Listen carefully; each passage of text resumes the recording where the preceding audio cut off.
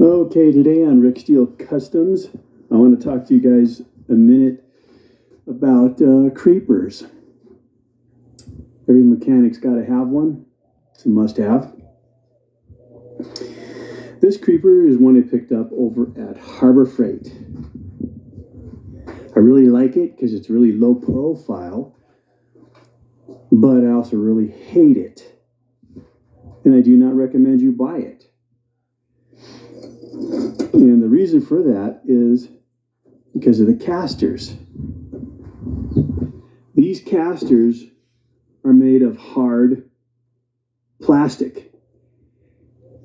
And every time I use this thing, even on my smooth concrete floor here, I'm constantly dealing with these tires or these casters locking up on me, like having a nut or bolt or something wedged underneath and locking the wheel in place. Something like this nut here. It feels like it all the time, even though there is no nut. It's just the way these wheels are. These casters are just so hard and non-flexible. I mean, you can see how chewed up it is.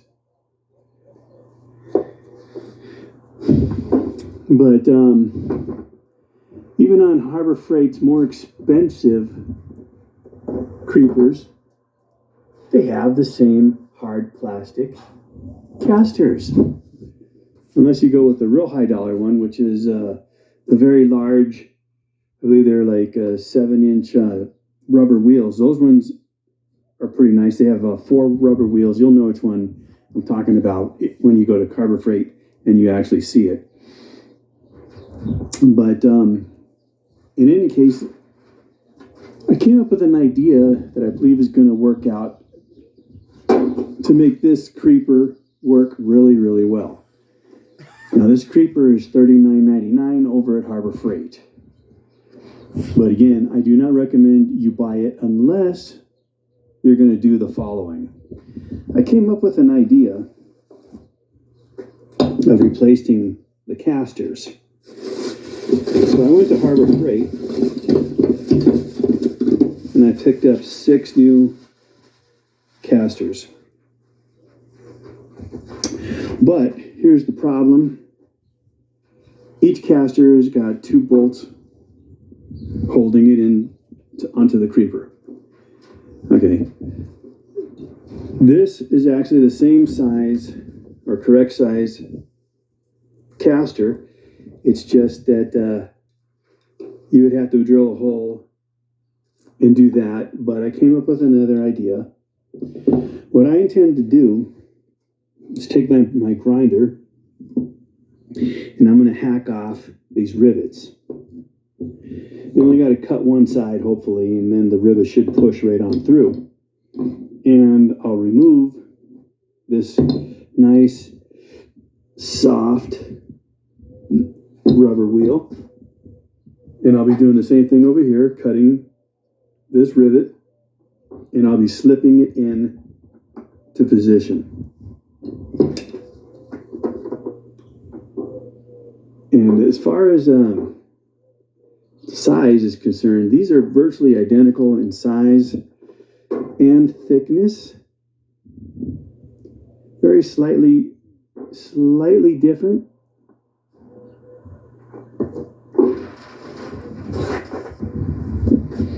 So worst case scenario, I might have to spread it slightly here and here, or I could actually take this to my belt sander and narrow the hub. But I'm going to give it a try and let's see what I come up with. Okay, now the safest way to do this is to take this, stick it in a vise. I don't have one handy here, so I'm going to be just extra careful.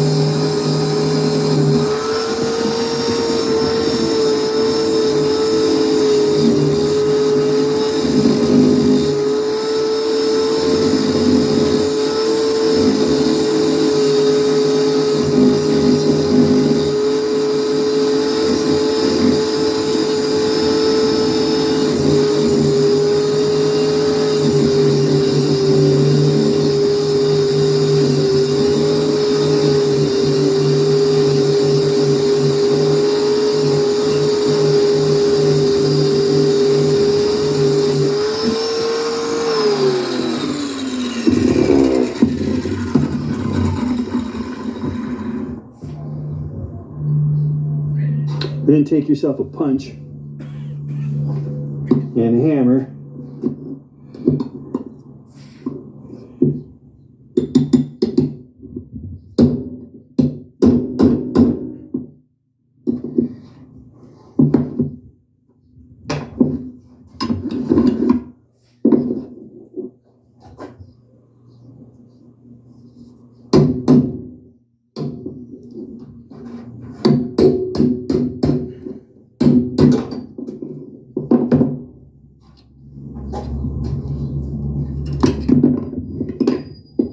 Remove the caster wheel.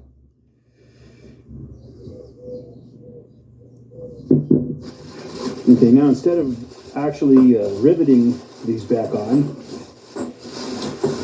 because I don't have rivets that'll equal the girth and length of the one I just cut, I picked up some bolts and some aircraft locking nuts.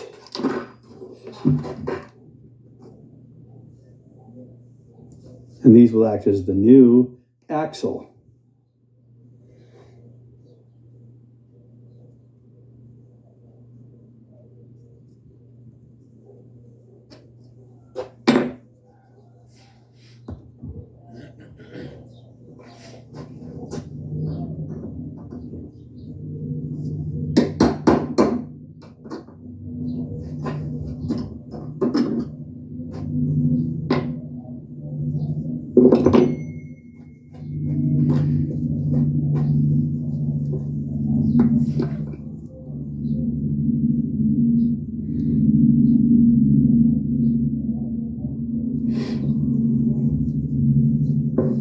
Okay, this one might have a steel hub, but the plastic that the bolt is going to go through, well, the centerpiece is plastic.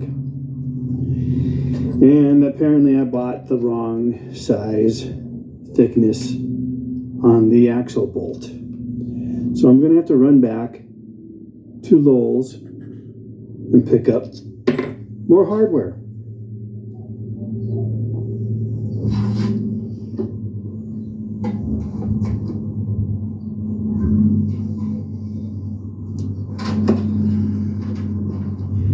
But as you can see, the wheel goes in no problem, and there's plenty of clearance.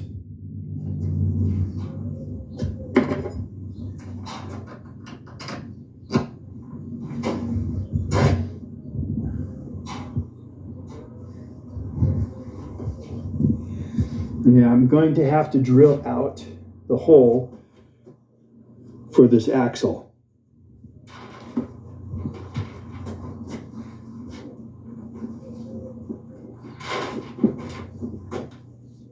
But I'm not going to do that until I get my hardware.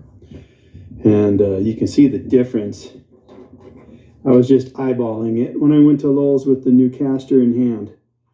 Before I was able to get home and take it apart, I was hoping to save myself a trip back out because I was already out. But it's just not close enough, so.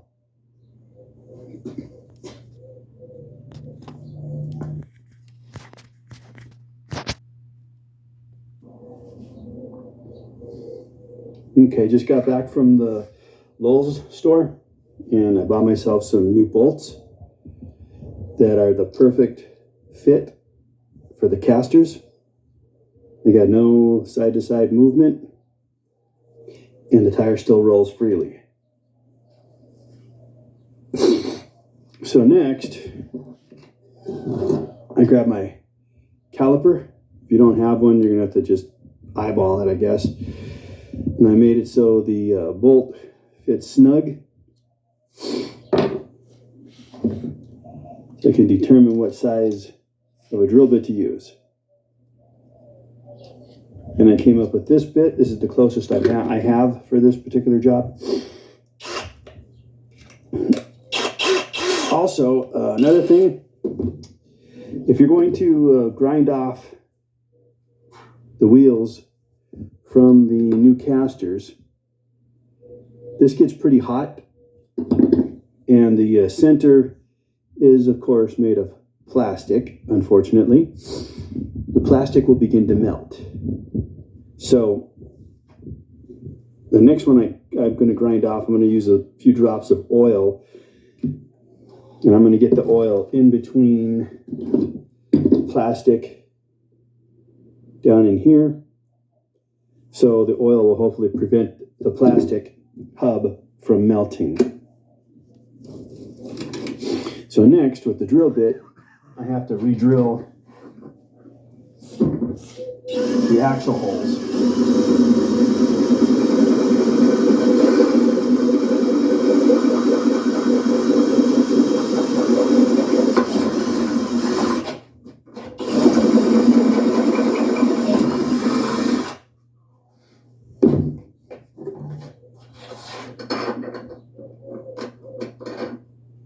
And I got a perfect fit. Also, now's a good time to, if you have some grease and you want to grease up the axle, now's the time to do it.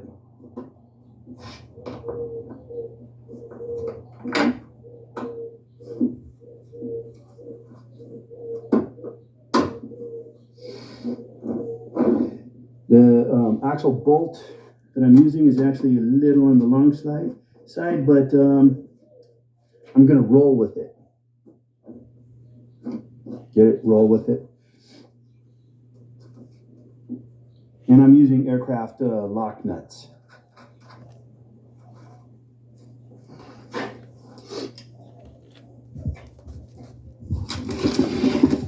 And in case you're wondering the size of the bolt, it's actually a 1/4 inch by 2 inch and 1/4 inch nut, lock nut. In case you're doing this exact same mod, so you'll know which one to pick up.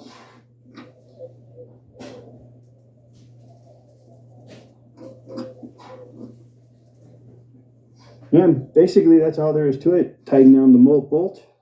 If you wanted to use some washers as shims, you can do that. Don't really think they're going to be necessary in this particular application, but feel free to do what you like. And we'll finish this up, and I'll come back and I'll see how it rolls, and I'll let you know. Well, it's too bad that they cheaped out on the plastic center bore hub. I used the oil. Oil just seemed to make matters worse.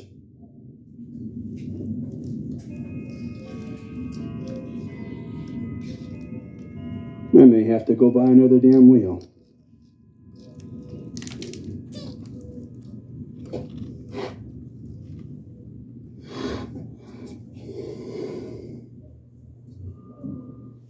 Okay, I'm going to resort to plan B. I'm going to use this narrow cutoff wheel,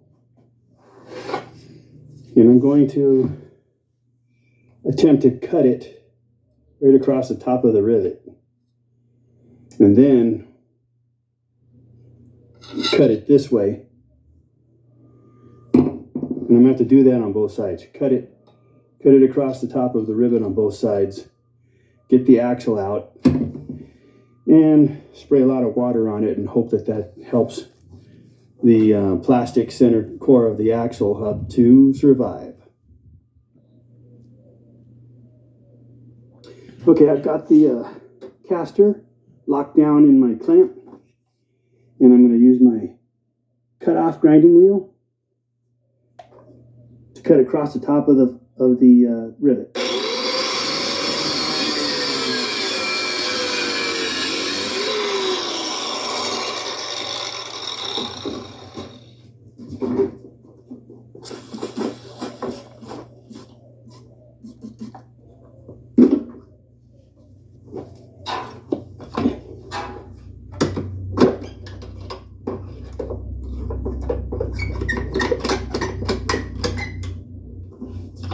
Now I'll just flip it over and repeat the process.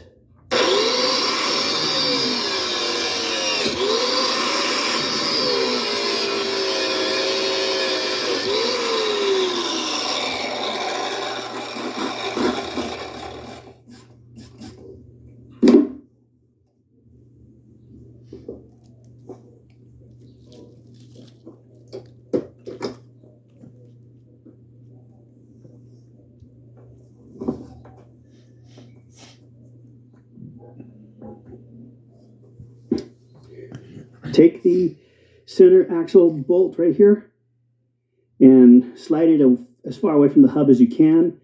And next, we're going to put it in my vise, and I'm going to hack off the head as far out as possible.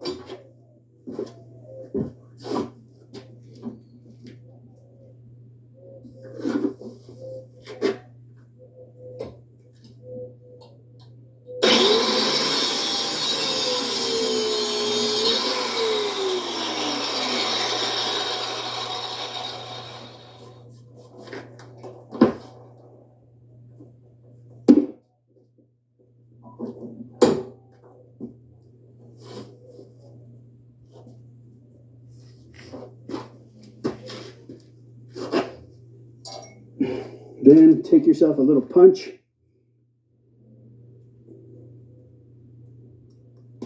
and knock it out.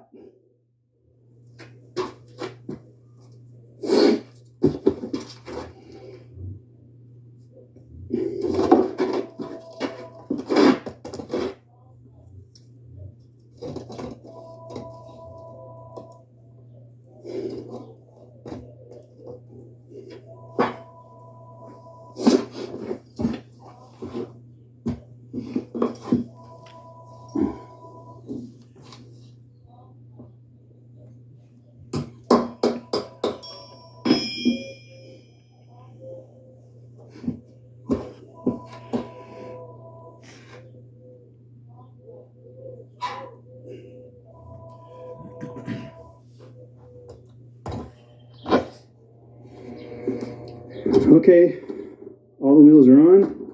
They all roll good. I just got on it. You can tell by the dirt on the wheels. It rolls perfect. No more skidding along the floor like these POSs did. And you can see how chewed up they are.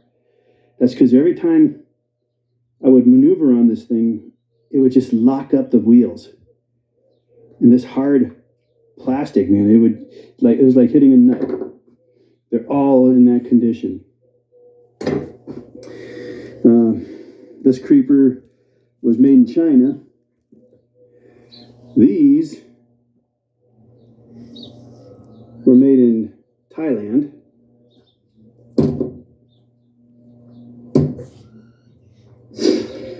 So if you want a good creeper, I think I have one now.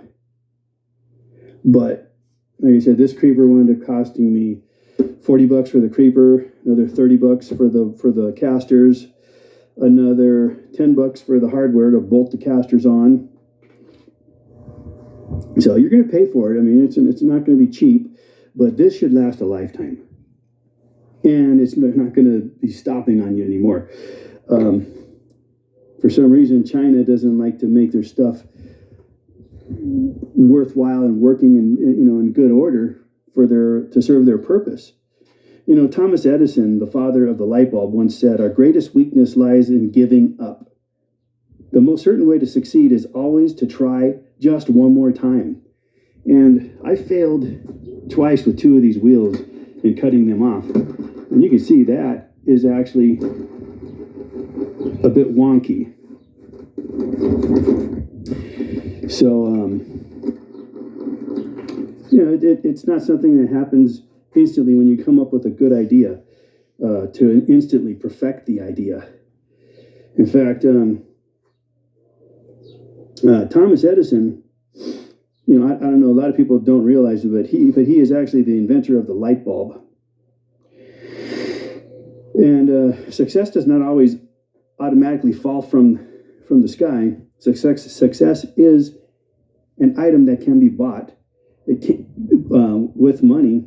Success is only visible to those who keep things and never gives up, even when failure undermines their chances of success. Needless to say, failure happens to everyone, including myself. Failure to some people is a lifestyle choice that they commit in order to harvest success. Eventually, the American inventor Thomas Edison exemplifies finding success after failure after failure after failure after failure. Even though Thomas Edison actually failed 10,000 times before successfully he created the light bulb. His perseverance had finally forced success to smile on him, even if it did not want to. So yeah, whenever you're doing something new, like a project like this, you're going to run into bugs. You're going to run into situations that you have to figure out, how can I remedy this situation, because this is not working. So in examining this undercarriage, there is some scratch marks right here, but there is clearance for this caster. Even though it's the same size as this one, I'm wondering if that was one of my problems. And you can see, or here, with weight on it, yeah, with weight, this is going to flex and it's still going to hit. So the Chinese need to, if you're watching this, send me about 50 grand for improving your design here. Don't just steal my idea. You know, that's what they like to do. But you can see that tire's rubbing, even though it's the exact same diameter as this one.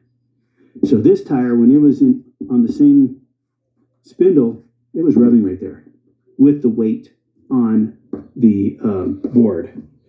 So that seems to be the only place that it was actually doing it. This is clear. This is clear.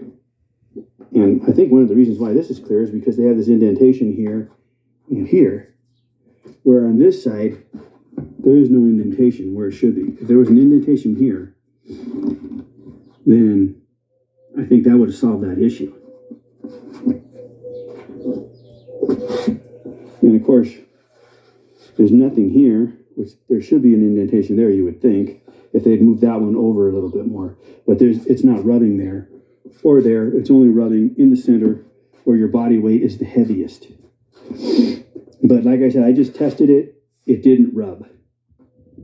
So a lot of that has to do with the hardness of these cheap plastic wheels. So yeah, again, China, if you're listening, Pittsburgh Tools, if you're listening, send me 50 grand. You owe me. Because I just saved a lot of customers, a lot of headaches, and a lot of expense having to do this. I don't know what you guys paid for your cheap plastic wheels, but if it was only a few bucks off from these, sell it for a little bit more money and put the right wheels on it. And put a dimple here and a dimple here. And then you'll have a good product.